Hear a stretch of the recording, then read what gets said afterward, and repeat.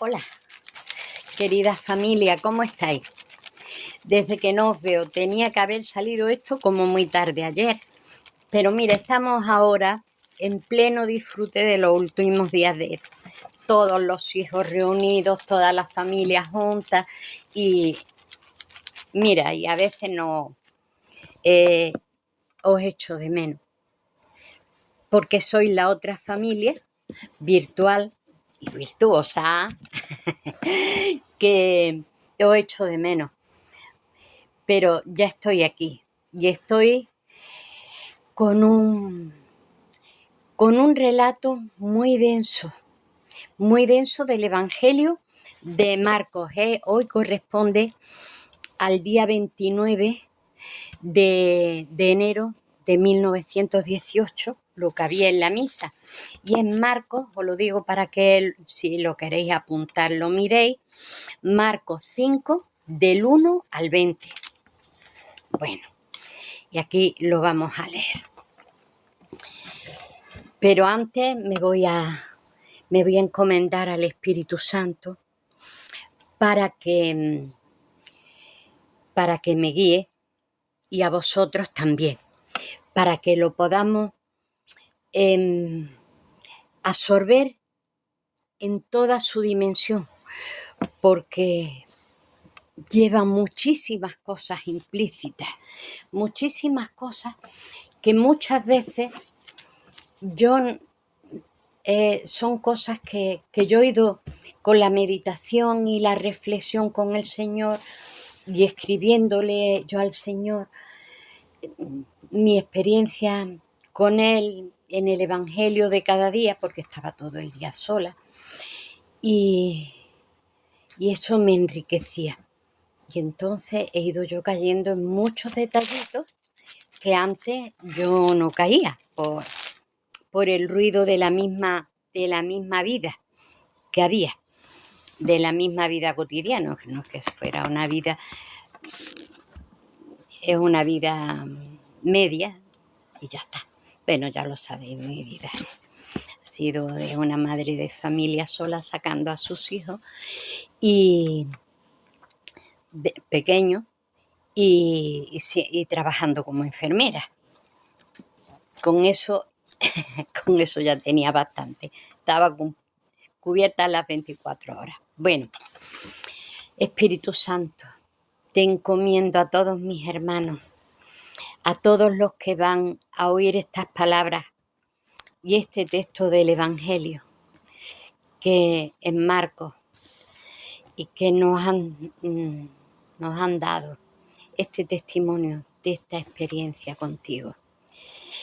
Gracias. Ayúdame a desentrañar y ayúdale a desentrañar a ellos tanta profundidad y tanto como abarca. Todo esto, Espíritu Santo, te lo pido en el nombre de Jesucristo. Amén. Bueno, eso ya se va a hacer porque se ha pedido en el nombre del Señor y entonces eso no hay miedo, que eso sale así. Bueno, mira, voy a leerlo como siempre. Pasaron a la otra orilla del lago, al territorio de los genesarenos. Al desembarcar, le salió al encuentro desde un cementerio un hombre poseído por un espíritu inmundo. Habitaba en los sepulcros. Nadie podía sujetarlo, ni con cadenas, y en muchas ocasiones lo habían sujetado con cadenas y grillos, y él los había roto. Fíjate qué fuerza. Y se pasaba, y nadie podía con él. Y se pasaba las noches y los días en los sepulcros o por los montes, dando gritos, hiriéndose con piedras. Al ver de lejos a Jesús, se puso a correr y se postró ante él. Y dando un grito estentóreo, dijo: ¿Qué tienes contra mí, Jesús, el Hijo del Dios Altísimo. Por Dios, te conjuro para que no me atormente. Pues le decía, espíritu inmundo, sal de este hombre. El Señor le decía eso. Jesús le preguntó, esto es pocas veces que el Señor lo hace, pero en algunas ocasiones lo hace. Le preguntó, porque no suele hablar, son a la calle y fuera. Pero aquí le preguntó cómo se llamaba. Y él contestó, me llamo Legión, porque somos muchos. Y le suplicaba con insistencia que no los echase de la región. Y había allí una piara de cerdos ozando en la ladera del monte. Y le suplicaron, envíanos a los cerdos para que entremos en ellos. Y él lo permitió. Entonces los espíritus inmundos salieron y se metieron en los cerdos. La piara se precipitó al lago por el acantilado y unos 2000 cerdos se ahogaron en el agua. O sea que aquello era un rebaño, una piara bien gorda, no se dice rebaño porque el rebaño son ovejas y cabras. Pero la piara, estamos perdiendo inconscientemente palabras del castellano entre el inglés, que el español se está convirtiendo un poco en spanglish, y entonces los espíritus inmundos se metieron en los cerdos. La piara se precipitó al lago por el acantilado y unos 2000 cerdos se ahogaron en el agua. Los pastores huyeron y lo contaron en la ciudad y en los campos, y la gente vino a ver lo que había sucedido. Eso era un espectáculo, pero eso era increíble, y los otros descompuestos. La gente vino a ver lo que había sucedido y se acercaron a Jesús, y al ver al endemoniado sentado, vestido, lo habían vestido pues si uno tenía el manto y otro a lo mejor llevaba, porque en el camino estaba sudoso, se llevó otra chilaba, otra túnica de esas, pues se la dio. Y estaba el hombre ya sentado y seguramente la cara lavada y los pelos asentados, aunque fuera con agua, y los dedos sin peine, claro está. Se ahogaron. Los pastores huyeron y lo contaron en la ciudad y en los campos, y la gente vino a ver lo que había sucedido. Se acercaron a Jesús, y al ver al endemoniado sentado y vestido en sus cabales, al mismo que habían tenido que había tenido dentro la legión, se asustaron. La gente,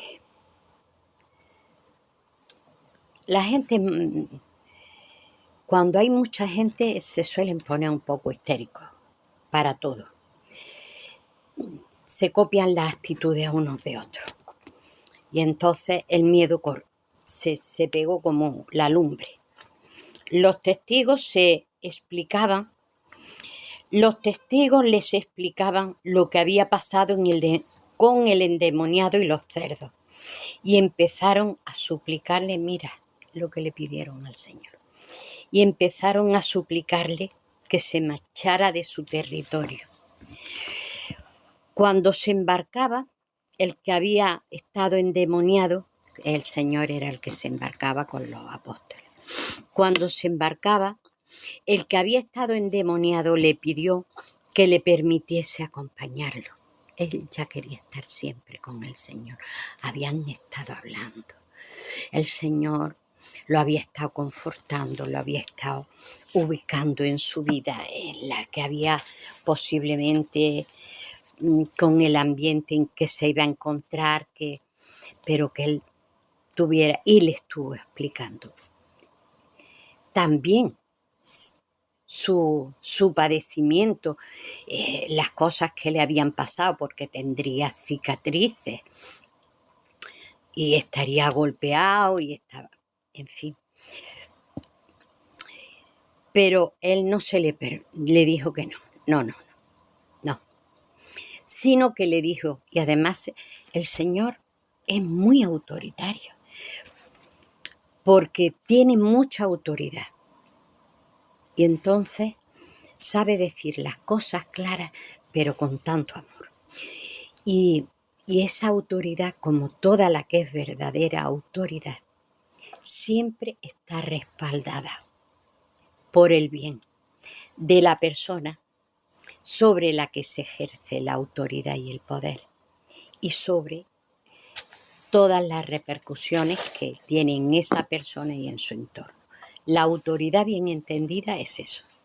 El resto es autoritarismo y es tiranía y es hacer lo que me sale de mi voluntad. Bueno, le dijo, vete a tu casa y a los tuyos y cuéntales todo lo que el Señor, por su misericordia, ha hecho contigo. Cuando él dice todo lo que el Señor, se refiere a Yahvé, al Padre, al íntimo que nos habita, al que sostiene los cielos y la tierra y extiende el universo como si fuera una tela, como si fuera la lona de una cabaña.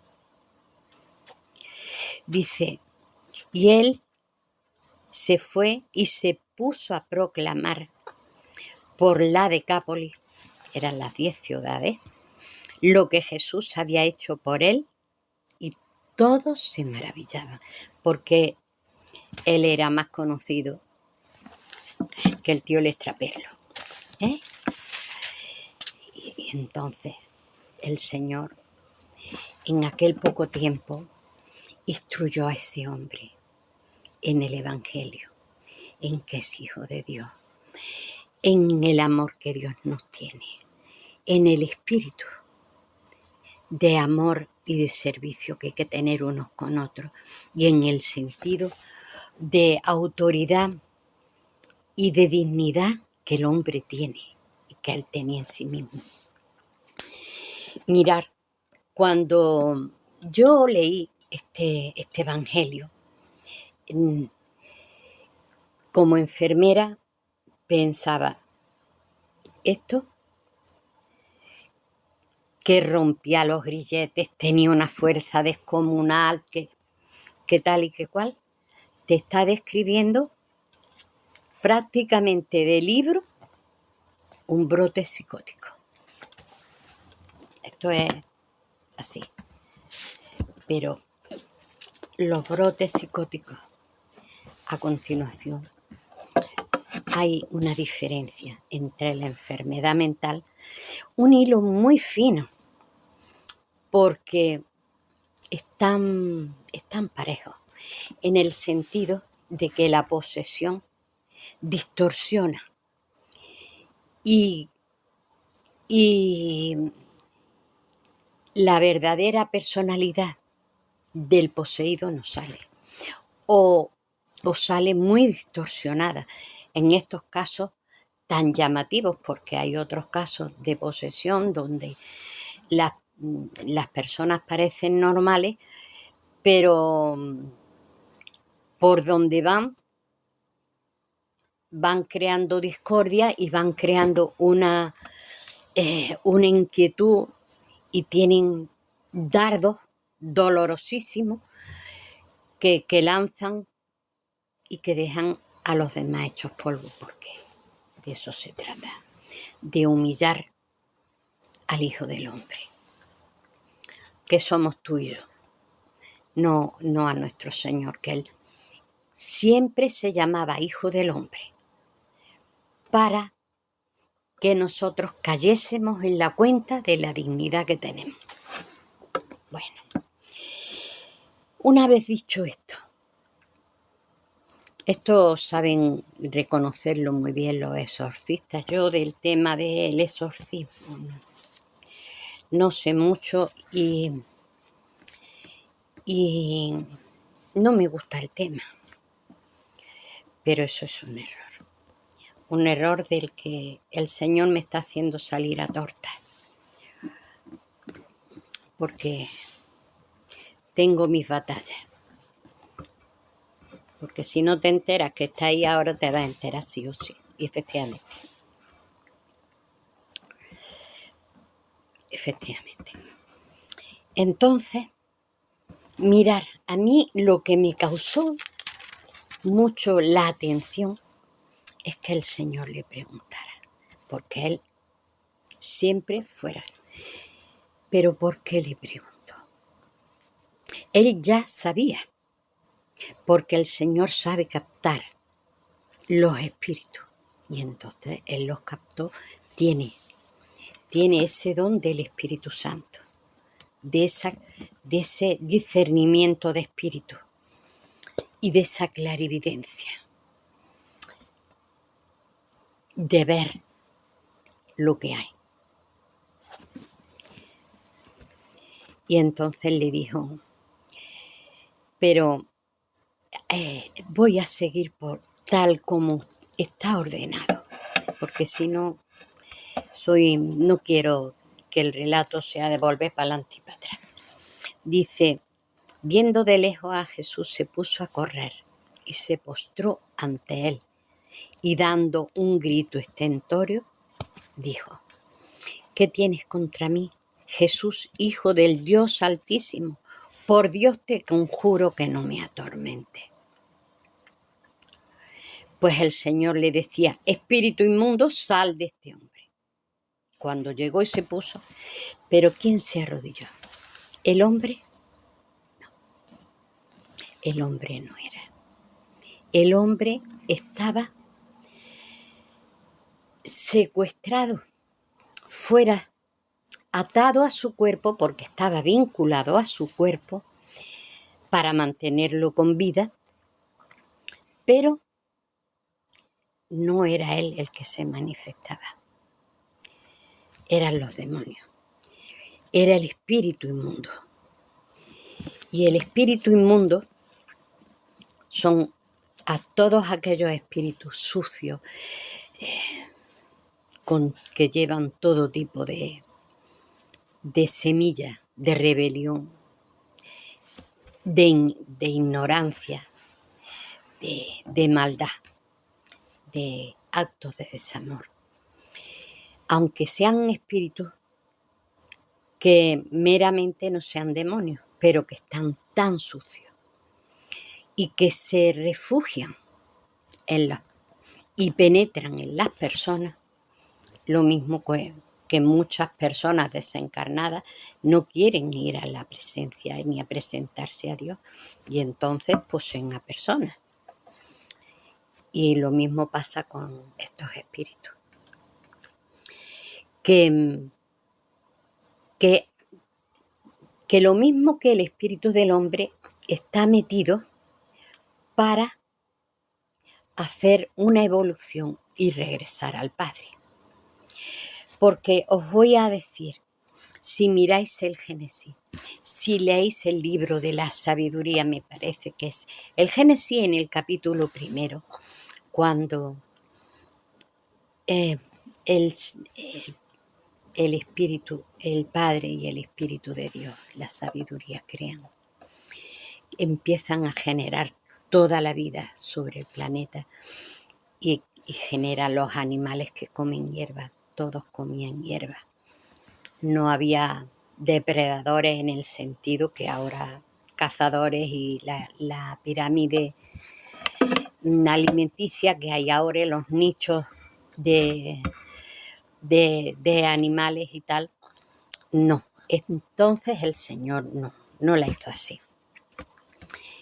Y dice, vio que todo ello era bueno y no había espíritu de muerte, es decir, que tenían espíritu de vida. Y en el libro de la sabiduría vuelve a salir el mismo concepto y la misma frase. No sé si esa frase también está en el Génesis o el sentido es ese. Todo era perfecto y todo estaba sin tinción de muerte. Y sin embargo, estos espíritus, sí. Y ellos eran conscientes de eso. ¿Por qué nos vas a atormentar? Ellos ya tenían conciencia de que no querían entrar al tribunal de Dios. O que ya habían sido retirados y van a tener la segunda muerte, de donde ya sale la chispa impoluta de Dios que regresa al Padre y todas las memorias mal vividas desaparecen. Con el ego, las personalidades, las inteligencias perversas, la perversión, todo eso desaparece. Dice que tiene.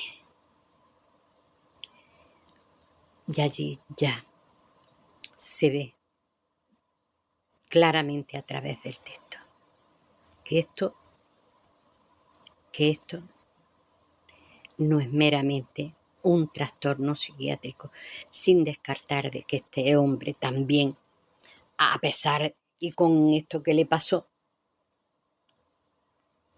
pues lo tuviera, pero todo quedó restaurado. Y este hombre nació de nuevo a la vida, tuvo un nuevo nacimiento a la vida, al amor, a la experiencia del Señor, a tener plena conciencia de lo que es el amor de Dios en la plenitud, de verse curado, de verse lavado, de verse dado de comer, de verse vestido y verse sano y ubicado.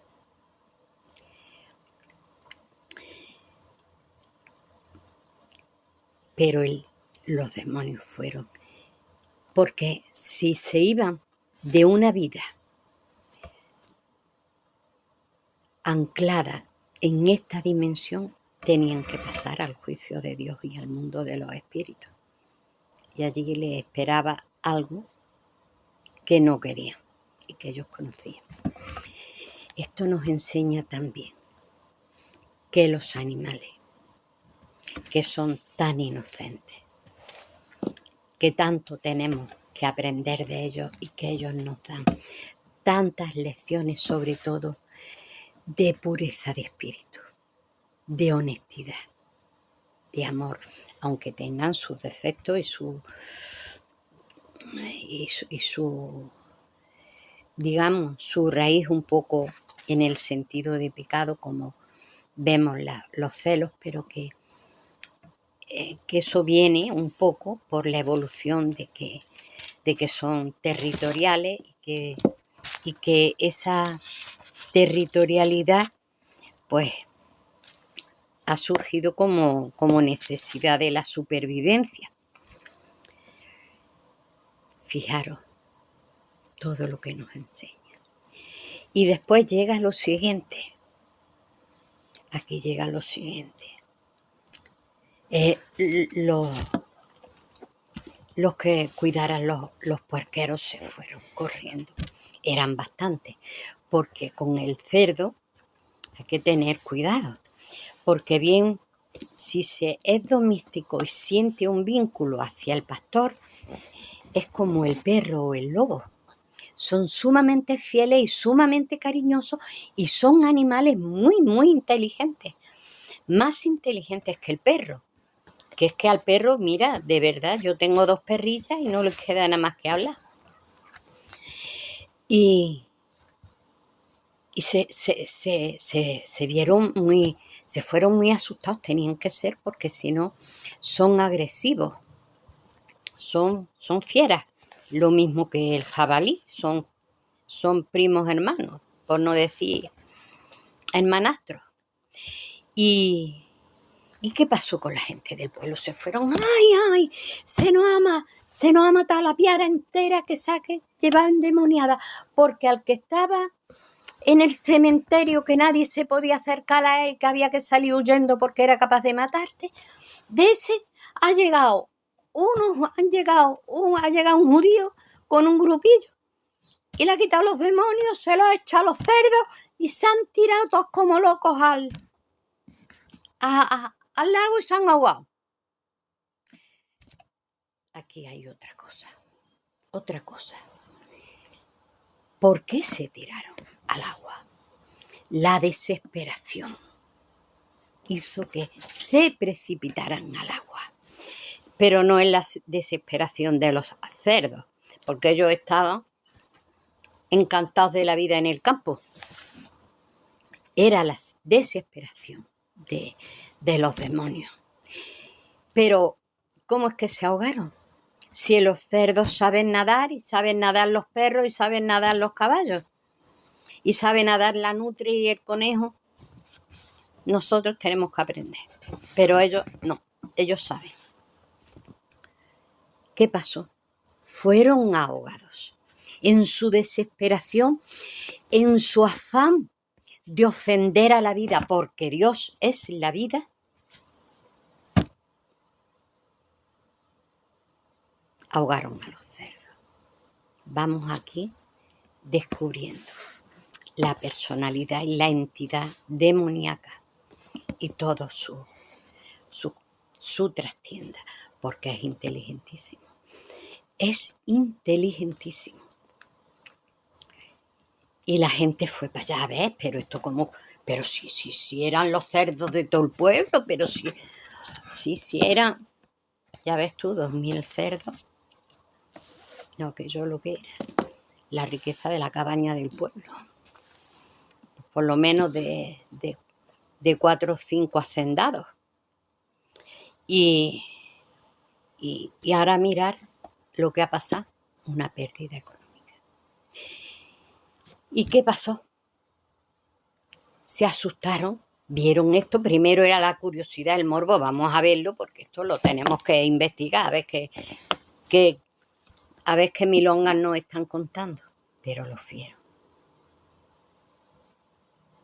Y entonces era preferible ellos tener su cabaña de animales, tanto de cabras, porque eso podía pasar a las vacas, a las cabras, a los burros, a los loros, a lo que sea.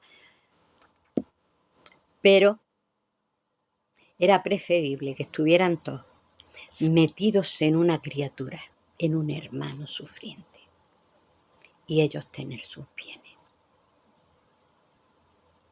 ¿Os dais cuenta? ¿Os dais cuenta? Qué ceguera. Cuando se persigue el bien, el Señor lo dice, y yo soy testigo de eso, porque yo me hice enfermera siendo una persona muy asquerosa. A mí de todo me daba asco. La hermana mayor en mi casa. Y cuando se hacía pipí un hermano mío, mi madre, limpia el pipí. Entonces no había fregón, había que ir con el trapo de fregar el suelo y el cubo de agua. Y yo, ay, pipí de santo, pipí de un ángel, pero con un asco. Mi madre, todas las marranas son muy asquerosas, así que ponte a limpiarlas. Yo me enamoré del Señor y estoy enamorada hasta el día de hoy. Él es verdaderamente el gran amor de mi vida. Y no solamente eso, sino que mi único amor verdadero. Y me hice enfermera por el Señor, porque siempre el Señor curaba y curaba. Mis padres, mira, ellos me decían, Maritere, hazte maestra. Mis padres tenían una casa con piso, era todo el solar, toda la vivienda es de mi padre. En uno de ellos vivían y en el otro eran pues distintas clases, que yo pusiera un colegio, que... No. Yo tenía que ser enfermera. Y a mí aquello tuve que superar muchos obstáculos y me hice enfermera siendo la más de asquerosa y tuve que soportar. Y esto lo cuento porque primero hay que buscar el reino de Dios y su justicia. Yo primero buscaba algo que ser maestra y enseñar y educar a los niños es algo extraordinario, una gran misión del Padre, que no tiene otro nombre. Pero yo quería curar, yo quería cuidar al enfermo, porque el Señor estaba sanando continuamente. ¿Y qué pasó? Que por buscar primero la justicia, superar tanto asco, superar tanto susto. Bueno, no os quiero ni contar el día que yo puse mi primera inyección. Eso fue épico. Yo iba temblando y la jeringa, pegando botes en la batea, y la monja que venía a mi lado, Sor Isabel, una monja que era vasca, además con un temperamento muy norteño. Y yo, ¡ay, qué nerviosa! Las rodillas me temblaban. Y el pobre enfermo, un viejecito de la Alpujarra granadina: señorita, yo soy un hombre muy duro, no sufra usted, aquí tiene todo mi cachete, usted no tenga miedo, pinche sin miedo que yo soy un hombre muy duro. Durante toda mi vida el hombre animándome, como diciendo, ¿en manos de quién viene? No, el hombre, fijaros, bueno. Y después, por este esfuerzo, siempre he podido sacar mi casa y mis hijos. Hombre, el Padre también me ayudó, también colaboró, pero el grueso de todas mis necesidades, gracias a Dios, pero gracias a Él, pude sacar mi casa. Nunca tuve que estar pidiendo ayuda a ningún familiar, a nadie. Y mis hijos, 2, son universitarios y el otro es electricista.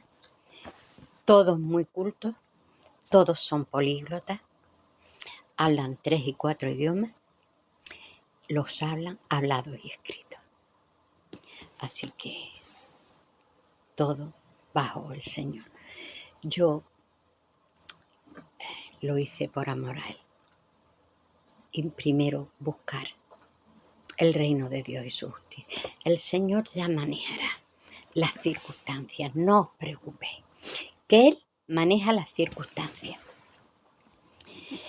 Y esto no está en el Evangelio, pero es un cuentecillo que yo oí de la tradición hindú, y decía que había uno, aunque me vaya con las no importa, que estaba en las fiestas eran las fiestas del pueblo, y había uno que iban vendiendo dulces, otros que iban vendiendo en la feria el algodón, otros que, en fin, otros carracas, en fin, todos los vendedores ambulantes que se juntan en las ferias. Y él iba comiendo unas espiguitas de trigo verde y se las estaba comiendo. Y él ya pensó que había terminado de comer todo. Y entonces, ya que está por ahí, mirando al despiste y disfrutando del paseo de la fiesta del pueblo, llega un mendigo con su vara, apoyada en una rama de árbol. Señor, ¿me puede dar usted una limosna, por favor? Y cuando lo ve, el hombre se conmovió y fue a echar mano y no tenía nada.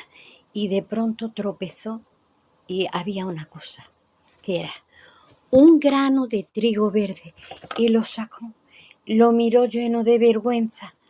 Dice, esto es lo único que tengo, perdóneme.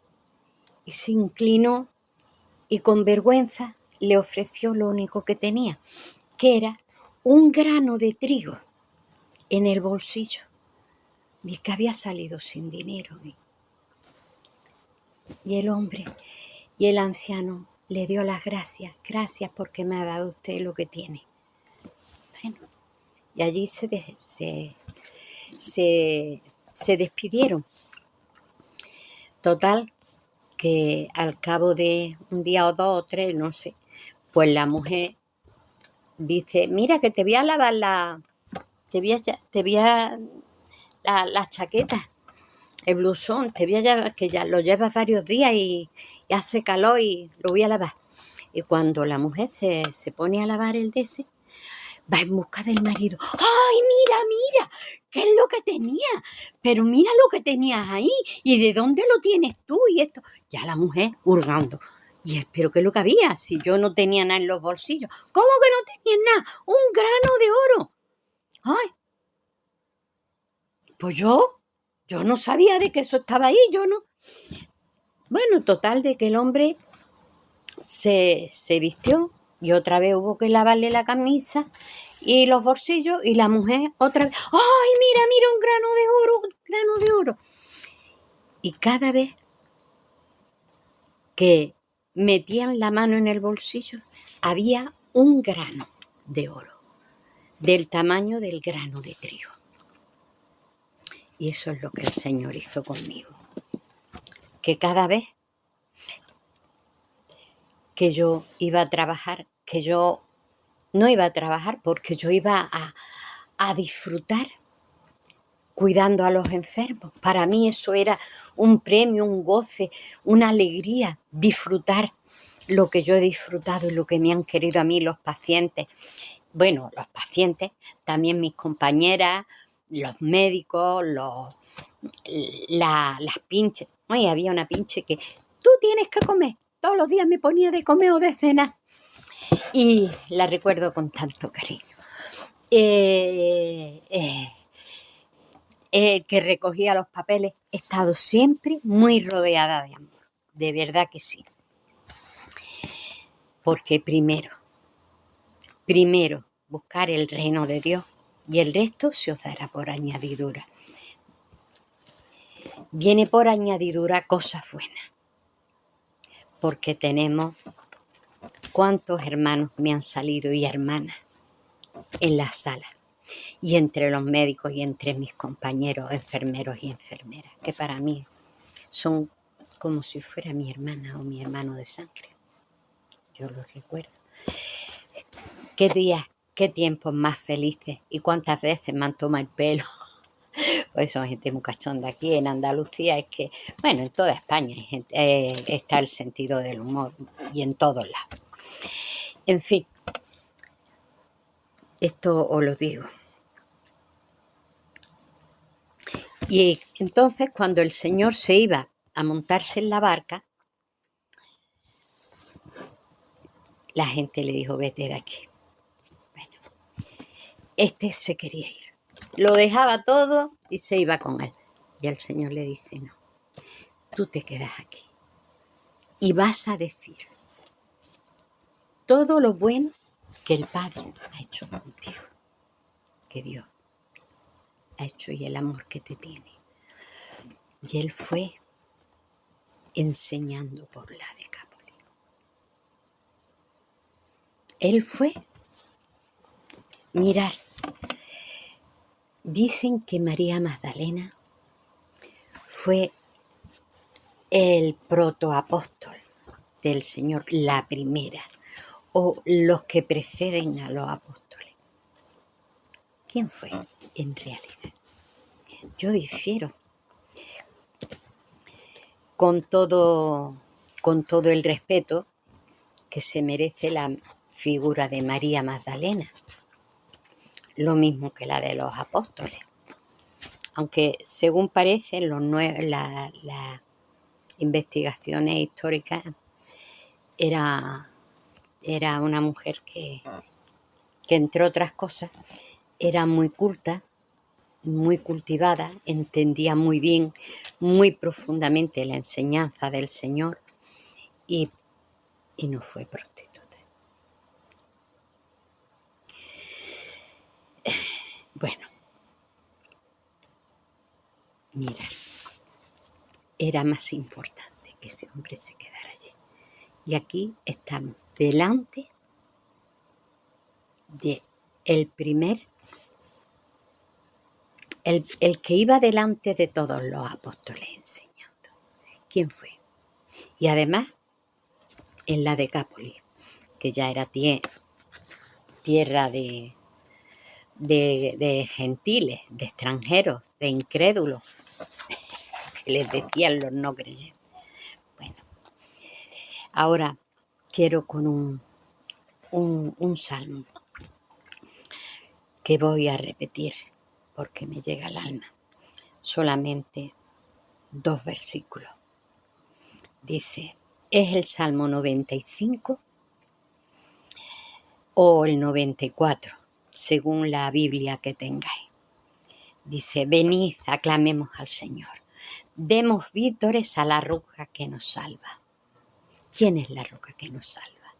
La roca que nos salva es el Espíritu Santo, el Espíritu de Dios y el Señor que va enseñando y nos va diciendo lo que es, todo. Y todo es uno. Y ahora nosotros también tenemos que ser la roca que salva, también tenemos que dar la noticia, cada uno a nivel y como pueda y dentro de su vida. Entremos en su presencia, siendo conscientes desde nuestro interior. Esa es la presencia. Entremos en su presencia con acción de gracia y vitoreándolo al son de instrumentos, cantando con lo mejor que seamos capaces de mostrar gozo, alegría, gratitud, satisfacción, plenitud. Y no se nos olvide pedir el discernimiento de espíritu para nosotros y para toda la cristiandad, porque con mucha elegancia y con mucha sutileza se mete Satanás. Y cuántas veces oímos sermones de personas preparadas, tanto de pastores como de sacerdotes, que son más que discursos cristianos, más que una enseñanza que es, aunque lo que viene también está bien y lo hacen bien, es una clase magistral que podríamos estar escuchando en una facultad de psicología. Que está bien. Pero mirar con qué sutilidad entra el embaucador y el mentiroso y con qué elegancia. ¿Veis? Pedir discernimiento de espíritu y de espíritus para nosotros y para toda la cristiandad. Porque ahora vienen tiempos muy difíciles donde hasta los elegidos corremos el riesgo de ser engañados. Y somos elegidos tú y yo y todos los que creemos en el Señor.